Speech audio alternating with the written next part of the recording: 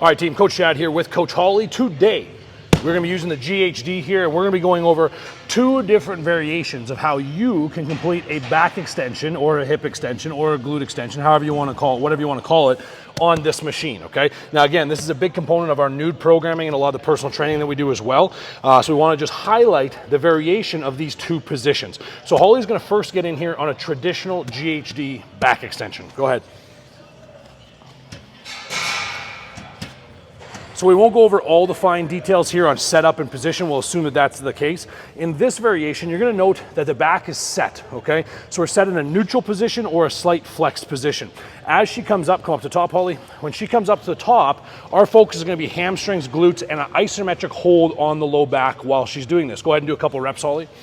So obviously you can see the big component here of this exercise is the rotation and the turning of the pelvis. Can you show us one where you round your back out as you're going down, right? No, don't get to the glute one, just going down, round your back out. And you can see how she rounds her back here. She's gonna get a lot more erector work on concentric phase here, so that would become more of a traditional back extension versus a hip extension.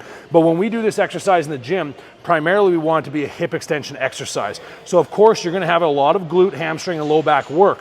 But if we wanna make this a true glute back extension, what we're gonna do is we're gonna make a couple modifications. The first one is gonna be to round our back position as much as we can. So we round the thoracic spine down into the TL junction down here as well.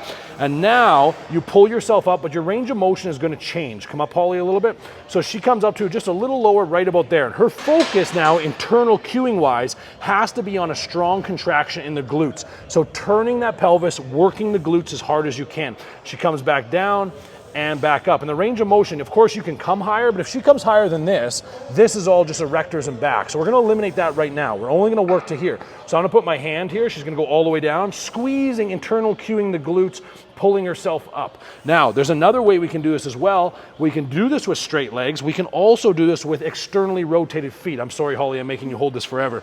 So she can externally rotate her feet and do the exact same exercise, and we're gonna get into slightly different fibers and slightly different connection to the glutes in this exercise. And for most of you, you'll find this to be very, very potent. You wanna jump out there, Holly, so not all the blood's in your head?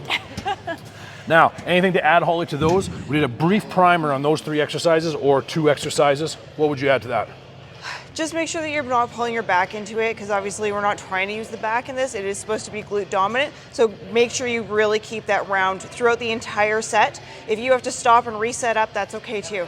And remember, guys, you can also load this. For a lot of people, this is not a strong enough movement to get a big enough stimulus. So you feel free to hold a plate or a dumbbell while you're rounded in that position.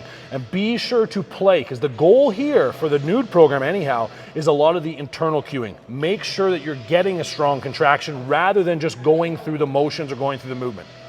Cool, guys? Appreciate it. Thanks a lot, team.